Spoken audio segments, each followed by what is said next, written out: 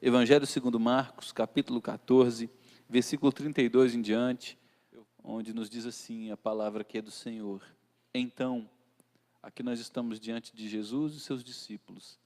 Foram a um lugar chamado Getsemane, o lugar onde Jesus se reunia com seus discípulos depois de ensinar o dia todo, realizar milagres e falar as parábolas. Ele tinha esse refúgio secreto, esse lugar de descanso, que era o jardim do Getsemane.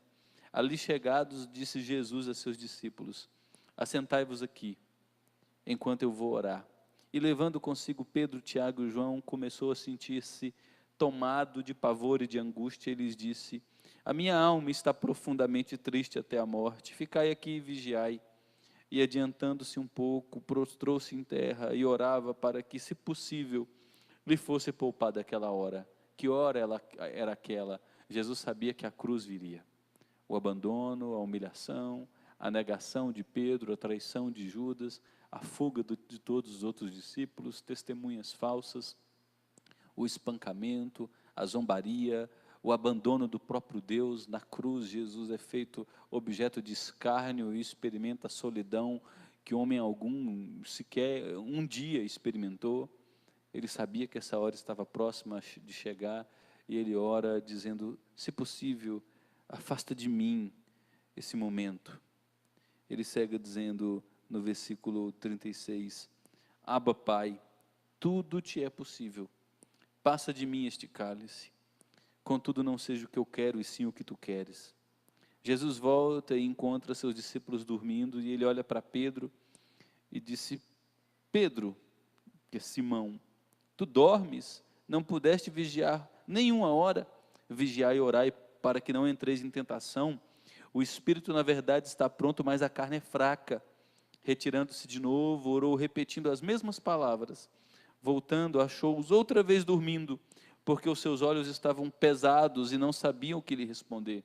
Os discípulos estavam cansados demais da rotina dos últimos dias com Jesus, que foi uma rotina muito pesada, não conseguiam acompanhar Jesus nesses momentos de oração, estavam muito sonolentos e ficaram sem graça quando foram advertidos por Jesus. E veio o versículo 41 pela terceira vez e disse-lhes: ainda dormis e repousais? Basta, chegou a hora, o Filho do Homem está sendo entregue nas mãos dos pecadores, levantai-vos, vamos, eis que o traidor se aproxima. E logo falava ele ainda, quando Judas, um dos 12, e com ele vinda da parte dos principais sacerdotes, escribas e anciãos, uma turba com espadas e porretes. Ora, o traidor tinha-lhes dado esta senha: aquele a quem eu beijar é esse, prendei-o e levai-o com segurança. E logo que chegou, aproximando-se, disse-lhe: mestre, e Judas o beijou. Então lhe deitaram as mãos e o prenderam. Nisto, um dos circunstantes, sacando da espada, feriu o servo do sumo sacerdote e cortou-lhe a orelha. Disse-lhe Jesus: saístes com espadas e porretes para prender-me como a um salteador? Todos os dias eu estava convosco no templo, ensinando, e não me prendestes. Contudo, é para que se cumpram as Escrituras. Então, deixando-o, todos fugiram. Seguia-o um jovem, coberto unicamente com um lençol, e lançaram-lhe a mão. Mas ele, largando o lençol, fugiu desnudo. Esta é a palavra do Senhor, até aqui a nossa leitura. Queridos, a noite escura na alma, e essa expressão, a noite escura na alma, foi cunhada por um grupo de teólogos no século XVIII que receberam o nome de puritanos. Puritanos porque eles queriam viver a fé de maneira pura, até as suas últimas consequências. E eles diziam que a noite escura da alma inevitavelmente alcançaria todo cristão verdadeiro. Paulo escreve a segunda carta a Timóteo, no capítulo 3, versículo 12, ele diz que todo aquele que quer viver piedosamente será perseguido.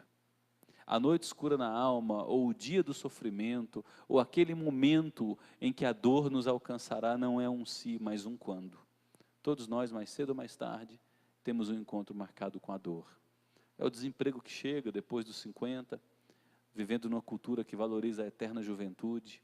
É um filho que sai de casa para alçar seus próprios voos e, de maneira inesperada, não se recorda mais de você, não liga mais nem para se lembrar de você no Dia das Mães. Os nossos abrigos estão cheios de idosos que foram esquecidos por seus pais. É o diagnóstico de uma enfermidade avassaladora que chega, sem pedir passagem, simplesmente chega como um rolo compressor e vai machucando todo mundo que está à sua frente. É a perda de alguém querido, a tragédia que se aproxima, que se avizinha das nossas vidas. Todos nós, mais cedo ou mais tarde, independente de amarmos ou não a Cristo, temos um encontro marcado com a dor. E esse texto foi escrito para nos mostrar que no momento da dor, nós temos um sumo sacerdote, que é Jesus, que a nossa semelhança enfrentou todas as dores, mas sem pecado, e a venceu. Esse sumo sacerdote é capaz de se compadecer de cada um de nós. E quando nós recorremos a Ele, Ele nos pastoreia com graça, nos conforta, nos restaura a alma, nos consola, não permite que a nossa sanidade seja destruída. Esse Jesus que enfrentou todas as coisas, que se identificou com a nossa humanidade, é aquele que permanece quando todos saem. É aquele que se faz presente quando nós passamos pelo vale escuro da dor. É por isso que o Salmo 23 escreve: o Senhor é o meu pastor e nada me faltará. Ainda que eu ande pelo vale da sombra da morte, a tua vara e o teu cajado estarão comigo. A presença de Deus jamais nos desamparará, especialmente quando tivermos que passar pela noite escura da alma. E se você que está aqui nessa noite, ou alguém que esteja nos acompanhando pela internet, ou quem ainda vai acompanhar, se está enfrentando um momento de dor, de angústia, de sofrimento, pode ter certeza, você não está sozinho. Jesus Cristo conhece toda a sua dor, Ele a enfrentou de maneira plena, e a levou na cruz do Calvário para se identificar com os seus sofrimentos, a fim de se tornar o seu consolador.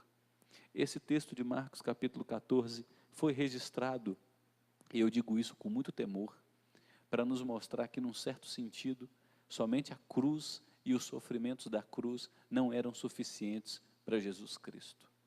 Ele precisava enfrentar sofrimentos adicionais aos sofrimentos da cruz. E esses sofrimentos adicionais que ele enfrentou, ele os enfrentou justamente para comungar dos nossos sofrimentos. Note que em Marcos capítulo 14, verso 32 em diante, Jesus precisa lidar com a angústia de alma. No verso 32, 33 e 34, Jesus vai com um grupo de discípulos para um lugar orar, e ele diz: a minha alma está angustiada até a morte. Tem muito pavor dentro de mim. É aquela ansiedade destruidora. Eu estou com medo do que virá. Eu não sei como será o meu futuro.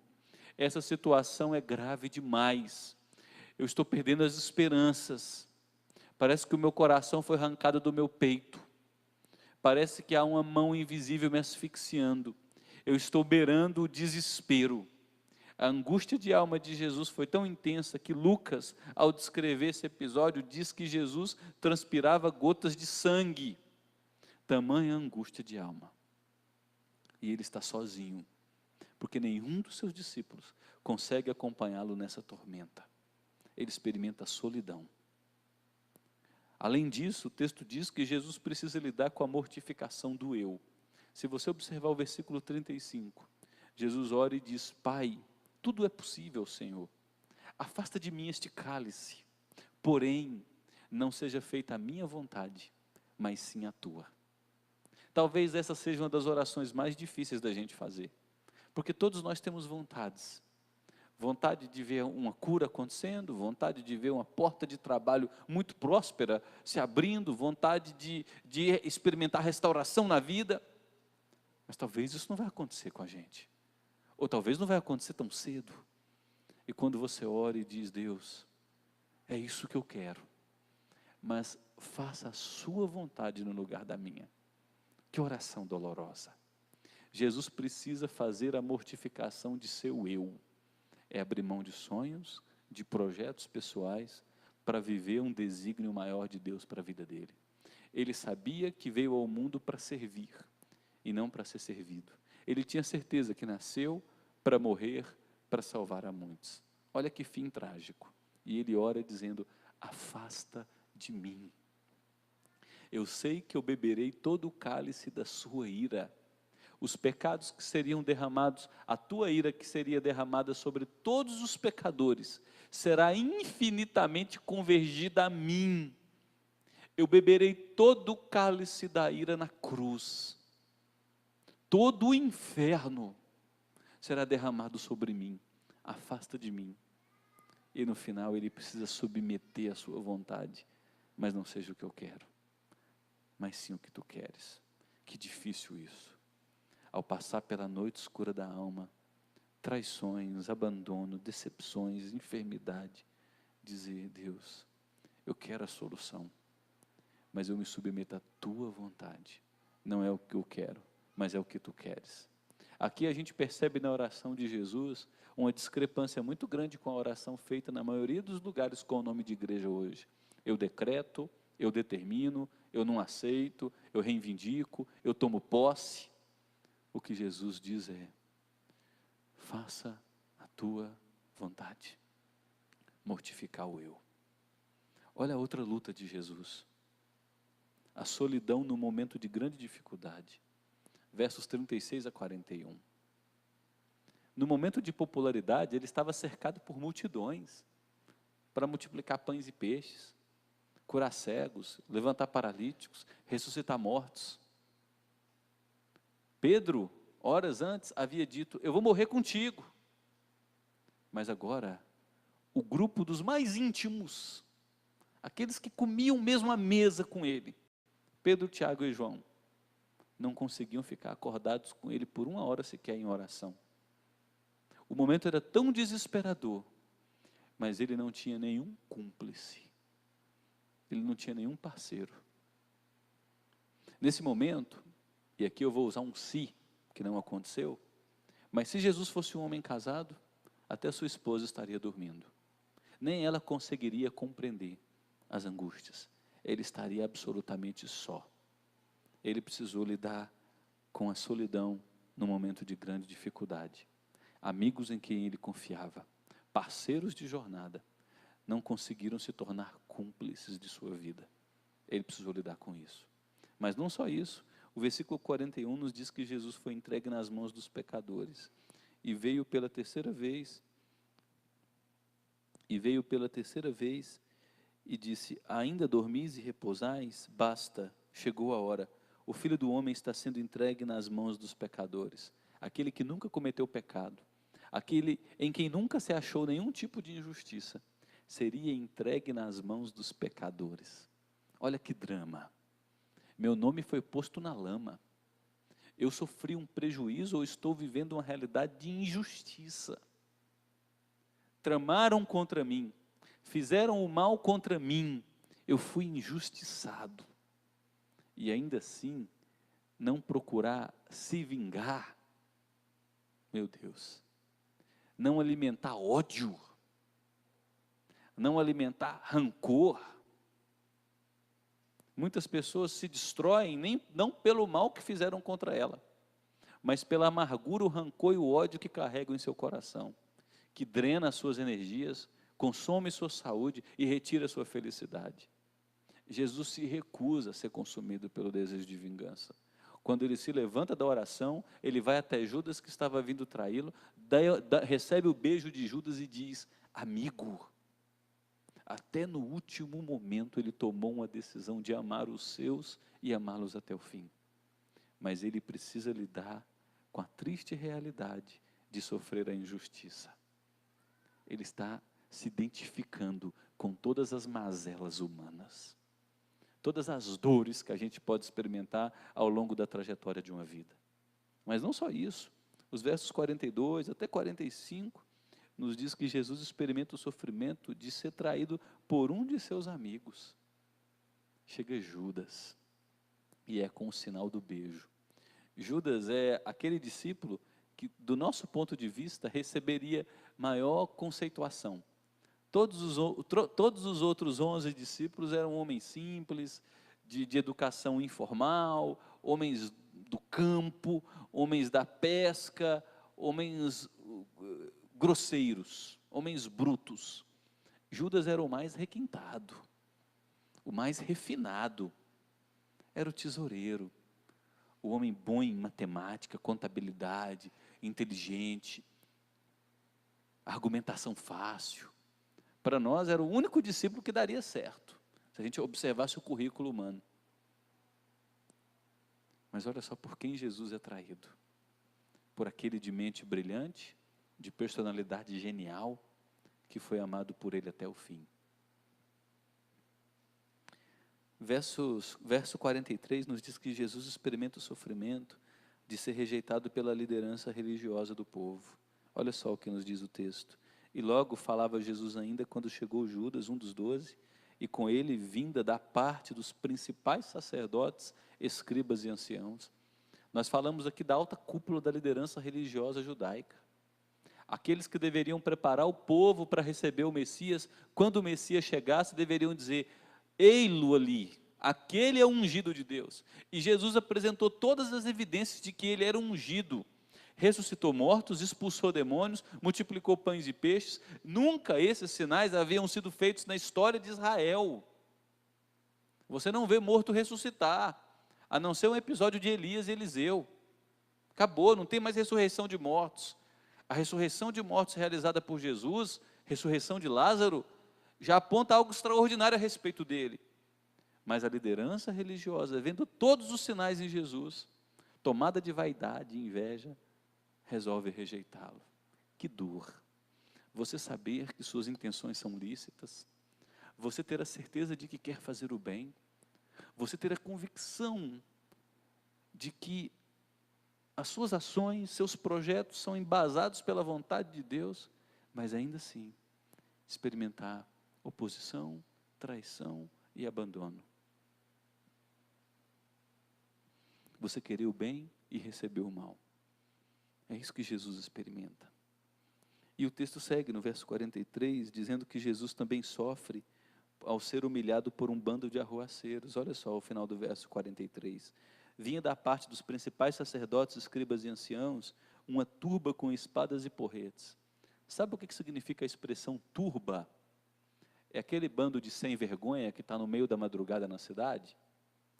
A liderança religiosa, com alguns soldados romanos, foram pegar Jesus na calada da noite, no início da madrugada, e passaram pelos botecos. O que você está fazendo aí? O cara estava meio tonto. Vem ali, vamos pegar um arruaceiro. O que você tem na mão? Tem um pedaço de pau? Tem um cabo de enxada? Pode trazer. Nós vamos bater num sem vergonha ali.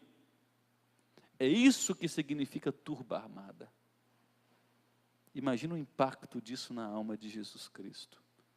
Receber a humilhação vinda de um bando de arruaceiros, de sem vergonhas. Mas não para por aí. O versículo 47 nos diz que Jesus ainda tem que passar pela dor de ver um de seus líderes principais falhar. O texto diz que Pedro pega a espada e corta a orelha de um dos circunstantes. Só que João nos explica melhor. Esse circunstante era um auxiliar do sumo sacerdote. O nome dele era Malco. Era um religioso também.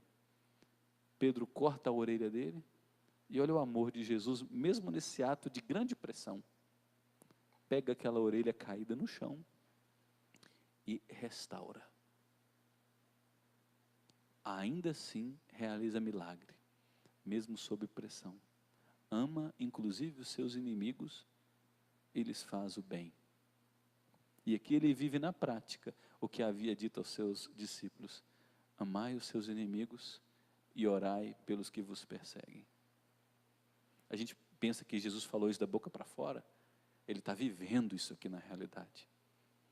Mas o sofrimento dele não é só que não. Ele é preso como um bandido. Olha os versos 48 e 49. Disse-lhe Jesus: saístes com espadas e porretes para prender-me como a um salteador? Todos os dias eu estava com vocês no templo, eu ensinava e vocês nunca me prenderam.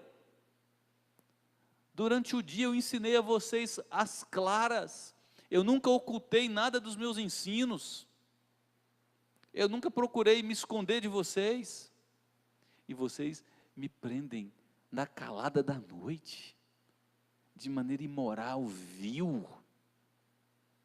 Que vergonha, que sofrimento para aquele que nunca cometeu pecados. E não para por aí não, gente. Ser abandonado. Versículo 50. Olha o que o texto diz. Todos fugiram. Dizem que você conhece quem são seus amigos quando você perde tudo. E alguns descobrem que nunca tiveram um amigo sequer. E nesse momento Jesus descobre que todos o seguiam por interesse. No momento mais escuro de sua vida, na noite de maior sofrimento em todos os seus 33 anos, ele agora descobre: nenhum dos meus discípulos era o meu amigo de verdade. Todos o deixaram sozinho. Você já experimentou um pouquinho desse abandono? E um abandono que desejou te levar ao desespero a ponto de você pensar contra a sua própria vida, de dizer: não vale nada a pena nessa vida. Estou sozinho mesmo nesse mundo cão. Esse texto foi registrado para nos mostrar que não somos só nós que tem essa experiência. O Filho de Deus comunga da nossa humanidade a tal ponto e com tal intimidade e com tamanha natureza, que ele também sofreu a dor do abandono numa perspectiva muito maior que os nossos abandonos, porque ele foi abandonado também pelo Pai. Nenhum de nós, na noite escura da alma, é abandonado por Deus. Ainda que eu ande pelo vale da sombra da morte, tu estarás lá. Na cruz, antes de expirar e entregar o Espírito, Jesus diz: Deus meu, por que me desamparaste? Paulo escreve 2 Coríntios 5, versículos 17, 18 e 19, que na cruz, Deus estava em Cristo reconciliando consigo o mundo. Então Deus precisou abandonar o seu Filho, a sua plena maldição. Toda a ira de Deus é derramada sobre Jesus Cristo. Ele é feito o maldito de Deus. Aquele que nunca conheceu o pecado é feito pecado em nosso lugar. Ele experimenta de maneira incompreensível a solidão de Deus. Nós nunca experimentaremos a solidão de Deus. A gente pode ter a percepção de que Deus está ausente, mas de fato Deus nunca se ausentará. Agora Jesus experimentou isso na realidade. E além de ser abandonado, nós temos o versículo 51. E Marcos é o único evangelista que traz essa descrição. Seguia um jovem coberto unicamente com lençol, e os soldados lançaram mão dele, mas ele, largando o lençol, fugiu desnudo. Alguns dizem que essa aqui é a autoconfissão do jovem Marcos, que escreve esse evangelho. Tanto é que quando Jesus ressuscita, um grupo de discípulos está no cenáculo, na casa de João Marcos. Tinha uma mãe em classe média alta, os discípulos já se reuniam com Jesus em alguns momentos em sua casa, e no meio da madrugada, adolescente jovem dorme de madrugada, dorme muito tarde. Marcos viu a bagunça passando na noite, pôs só o lençol, não deu tempo de vestir a roupa, e seguiu a turba armada. No meio da confusão, o discípulo fugindo, a orelha cortando, a orelha sendo restaurada, Jesus sendo preso. Alguém identifica: aquele ali é um dos seguidores dele também. Eu sei que os discípulos se reúnem na casa dele. Pegam João Marcos e ele foge, liso, né? O tal do jovem é liso, o adolescente é liso. Conseguiu fugir, pelado no meio da madrugada, nu. Através dessa descrição que só aparece em Marcos, ele está dizendo: e eu também o abandonei. Não foi só Pedro, não foi só Judas que o traiu, não foram só os outros que o deixaram, eu também fracassei. É como se Marcos estivesse cravando o último prego no caixão dos sofrimentos de Jesus. Num certo sentido, só a cruz não era suficiente para os sofrimentos de Jesus. Ele passou por tudo isso para se identificar com a minha e com a sua humanidade, para dizer para mim e para você, naquela noite de trevas, você não está sozinho. Ninguém entende o que eu estou passando. Ele diz: Eu sei. Eu passei por isso. Numa perspectiva muito maior que você. Eu me compadeço de você. Eu sustento você. Eu guio você.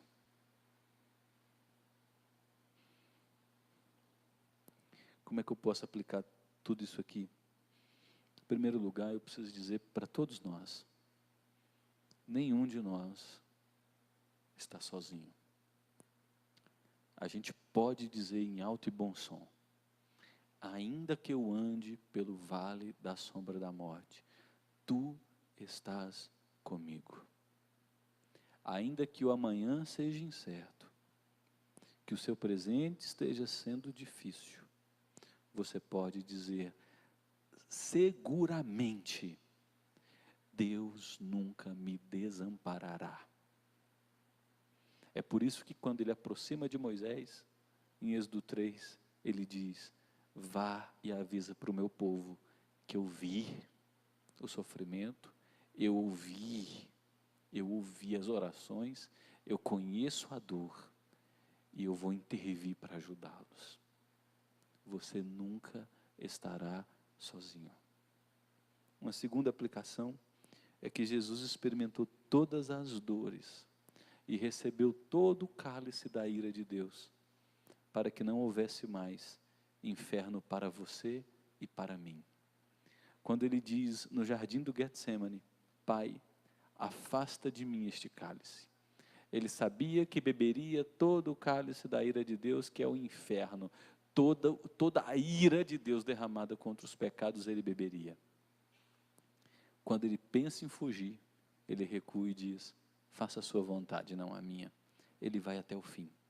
E com isso, ele recebe o nosso inferno em nosso lugar, para que não haja mais inferno para aqueles que estão nele. E por fim, nós podemos celebrar, gente. Podemos celebrar porque não estamos sozinhos, e além de não estarmos sozinhos, temos alguém que se compadece das nossas feridas. É por isso que o autor aos Hebreus diz, todos aqueles que se acham tentados, todos aqueles que se acham cansados, venham até o sumo sacerdote, Jesus Cristo, que penetrou os céus, e hoje é o nosso sumo sacerdote, que se compadece das nossas fraquezas. Então, se as suas fraquezas estão expostas, se suas feridas estão sangrando, e se elas não estão sangrando, podem ter certeza, elas ainda vão sangrar. Pastor, mas o senhor está pessimista, hein, pastor? Pessimista, hein? Mas vai sangrar. Isso é fato. E quando esse dia chegar, é melhor que você tenha uma boa teologia. Só uma boa teologia bíblica vai sustentar você para não cair no desespero, na decepção, no auto-engano, na frustração. Só uma boa teologia vai te fazer olhar para a glória de Deus, para a soberania de Jesus Cristo, que enfrentou todas as coisas e venceu, para ser o seu fiel substituto, para se identificar com a sua humanidade e hoje interceder por você. Que quando eu e você gememos, Jesus Cristo está sentado à direita de Deus, intercedendo por nós. Ele é humano, ele sente essa dor, isso pesa no organismo dele. Esse pecado eu sei, Pai, mas ele está gemendo, perdoe-o, olhe para as minhas chagas, eu sangrei por ele e por ela. Ele se compadece de nós, e nós podemos ir até ele, todas as vezes em que estivermos cansados, com uma certeza, encontraremos refúgio, e ele nos aceitará. Louvado seja ele por isso.